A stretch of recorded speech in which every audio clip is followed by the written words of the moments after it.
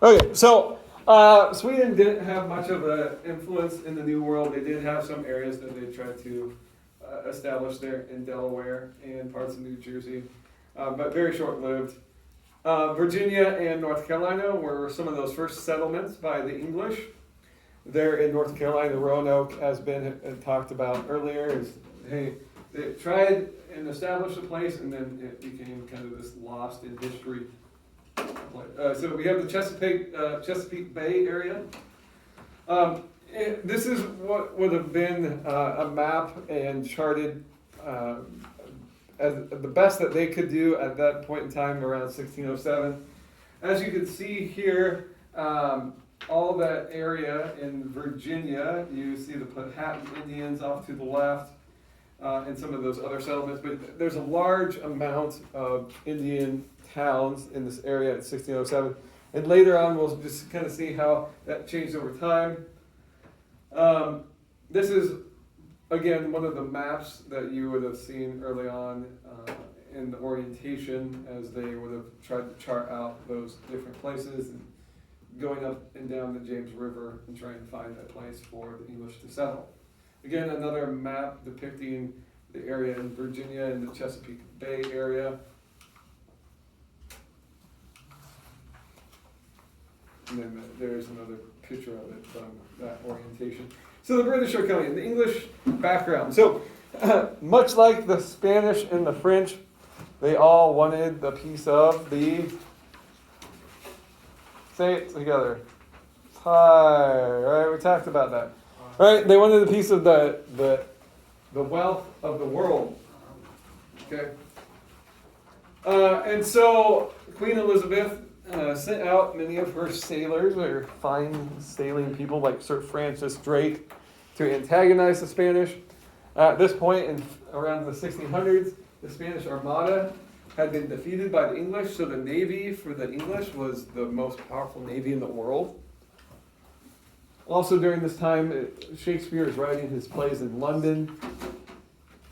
There also is this newfound kind of worldview in terms of religious worldview, and as the Protestant Reformation was starting to basically cross all of Europe.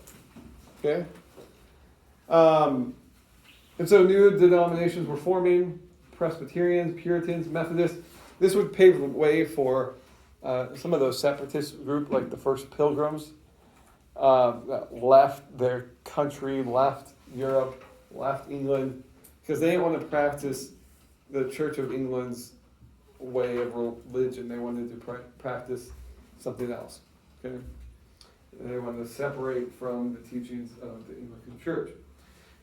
There was also just a resource depletion as England and much of Europe was expanding in terms of their total population.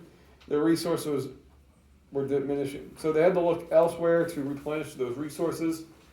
They no longer had lumber or abundance of it back in their mother country. And so they had to plant colonies elsewhere to harvest those raw materials. Talked about the triangle trade, I think last Thursday. They brought those raw materials over to, again, Europe.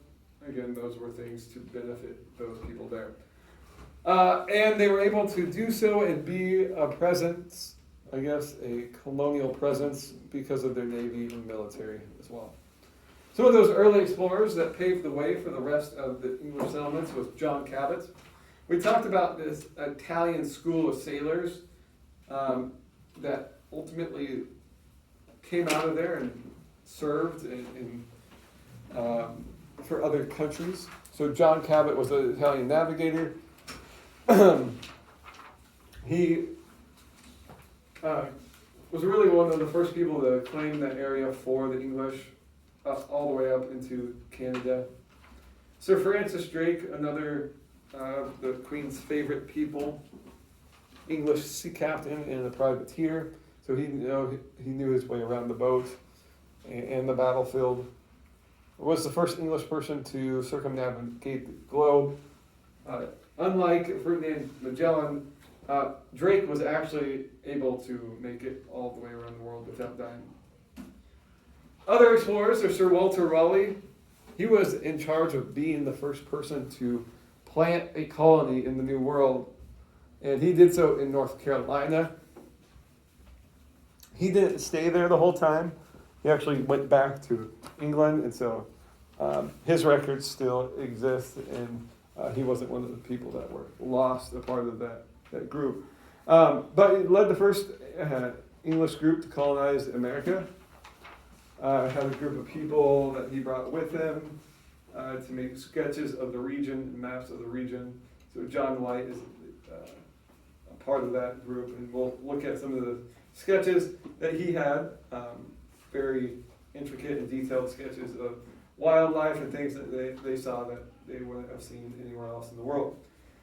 Also, another colony that tried to exist early on in Maine, the Popham colony, was founded under the Plymouth Company, but never really lasted. And it was abandoned in a year. Yes, Landon. What's privateer? Privateer is kind of like not a pirate.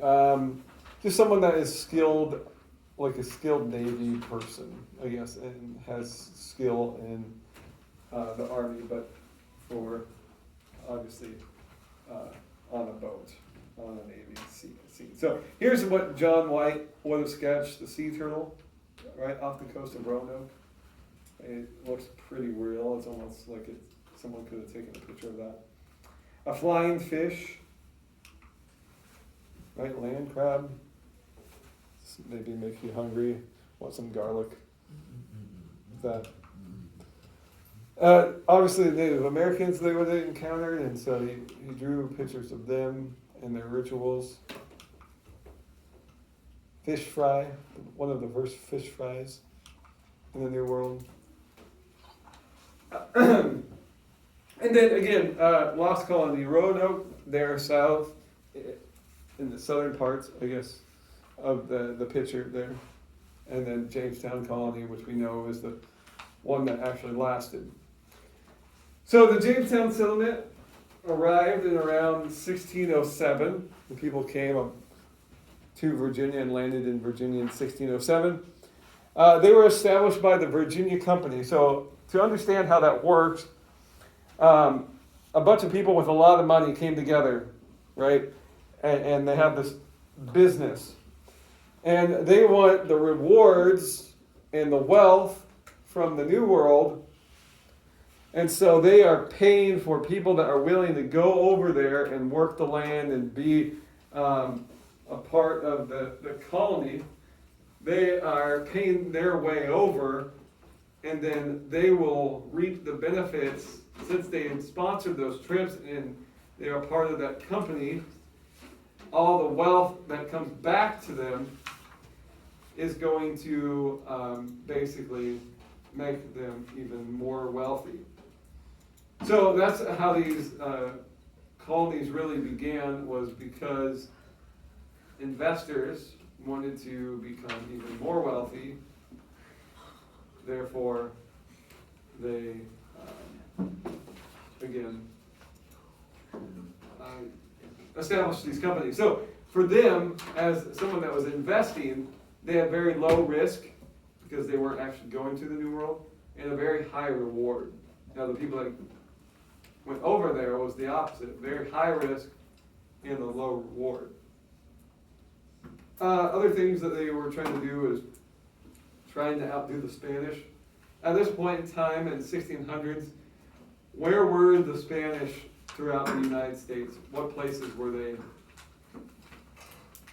occupying?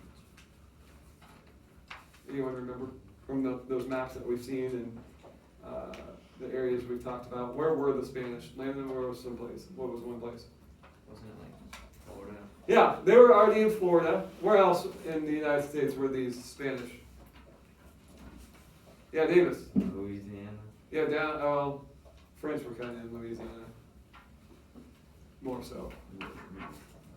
Texas, New Mexico, California, in the southwest region of the United States. There was also the initiative that the English coming over could spread the news and the Church of England and their beliefs to the natives. And they wanted to turn natural resources into profits. So they were on the boat for 144 days. Not as quite as long as Noah on his ark. But 144 days with 105 men and investors. 40 were gentlemen, and so what that means is that they had a higher position in the society. They weren't the common person. One of those people were John Smith, which we've heard from stories about Pocahontas and in Jamestown itself. However, because they were gentlemen, they did not have survival skills or labor skills. All right, these were people that hired other people to work for them, possibly had slaves at one point.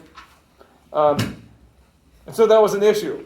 And John Smith would come around and really unite the people and said, hey, if we want this to work, this colony to survive, you're working or you're not eating. Okay?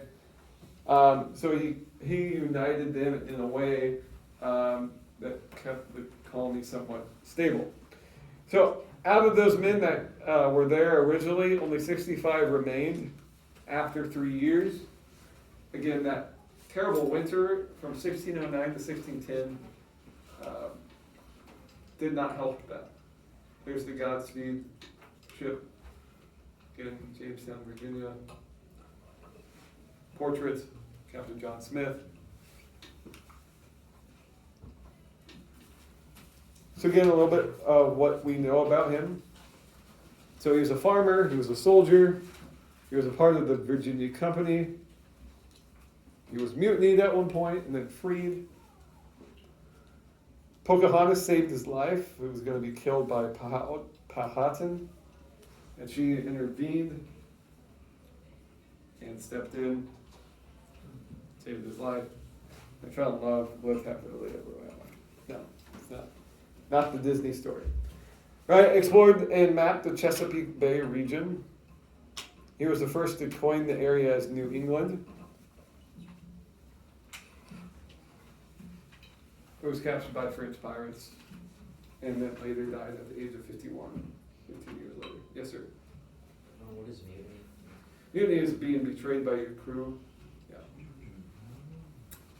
So whether they did not trust his leadership anymore, and it said, hey, we're kind of done with you. We don't want you to lead us anymore. We want this other guy.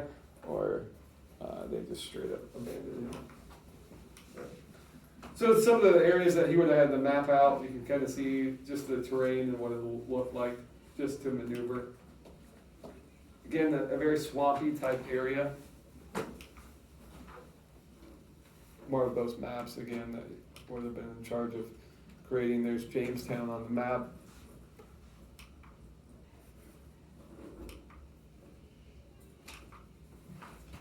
That would have been more of a vessel that they would have used that didn't navigate up and down the rivers. So Powhatan Indians were a part of the Algonquian tribe.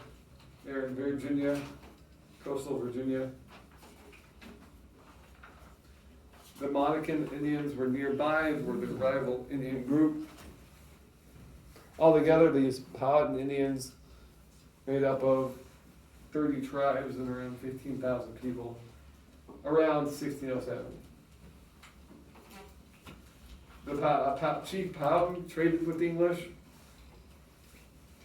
There was a conflict and a scuffle between the English and the Native Americans, and Pocahontas was kind of held captive, potentially as a way to save their own skin. You don't want anything to happen to the daughter of the leader. And so you obviously use that as leverage. The tribe disappeared through disease and conflicts later on. Some of those homes that they would have seen and lived in. Chief Powhatan there on the top of the picture.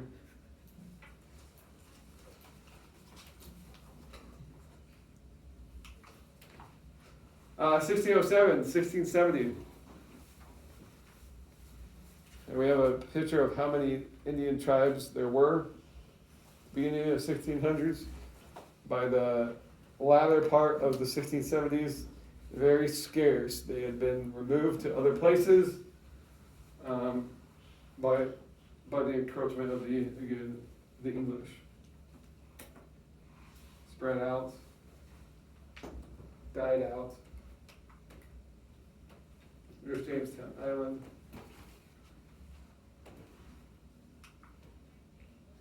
There's the picture of the fort being built to protect Jamestown.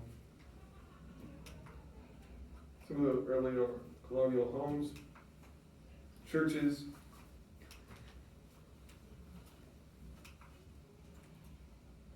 There's another picture of the fort, what it looked like. Had an issue with the Spanish. The Spanish were nearby, possibly spying on them, but never really attacked them. Don Pedro spies on Jamestown, keeping your enemy close, knowing what they're doing.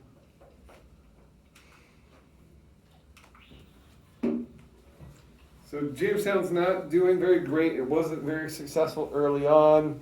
They hire outside people to come in, brought the Polish workers to the colony in 1608, people that knew how to irrigate, do other skillful jobs, metal work, changed leadership in the governor, Thomas Dale, and then they move kind of away from their original spot and relocate upstream about 50-ish miles in Henricus. Okay, let's get this. Talked about cannibalism. The picture off to the right is a 3D model of what they think that skull would have resembled. Including that map. Yep.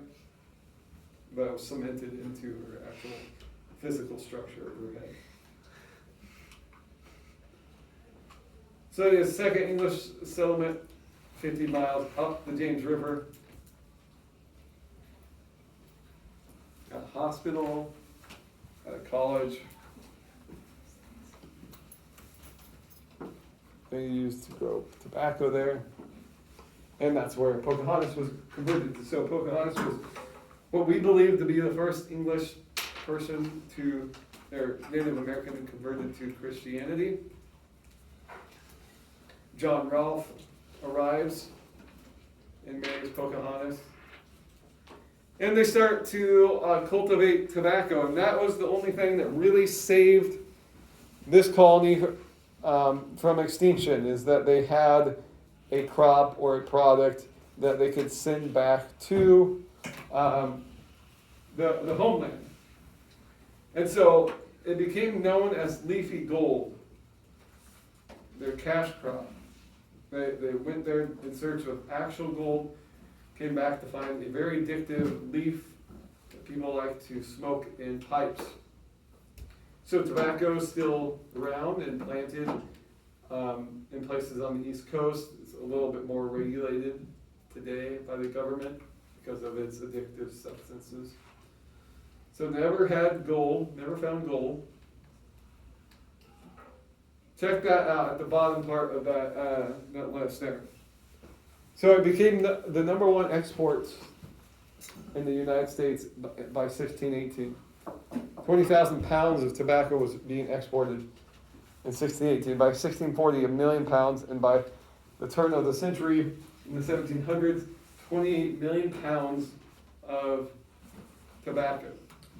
So, a couple things we see here with just those numbers. First of all, we would know that there had to be successful colonies there to produce that much of the export. So they figured something out by the 1700s. Other things is that the people in England really liked tobacco. Right? 28 million pounds is quite a bit. King James once called it vile and stinking custom. Early forms of pipes.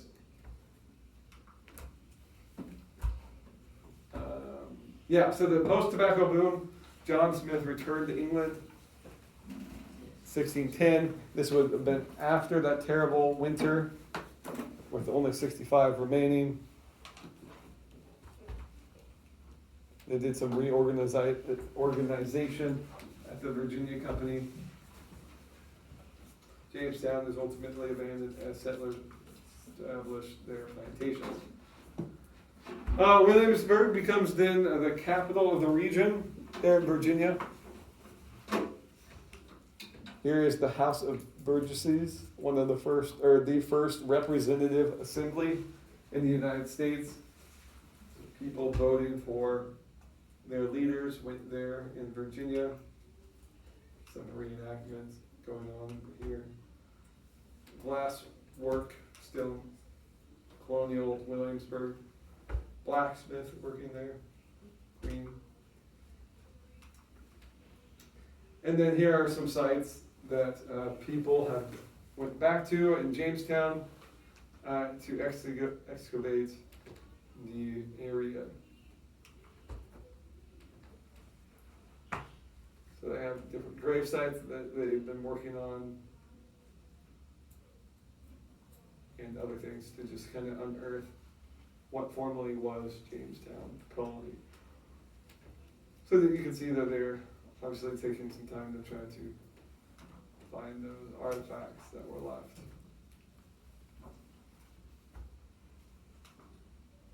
There's even a sign that says Jamestown.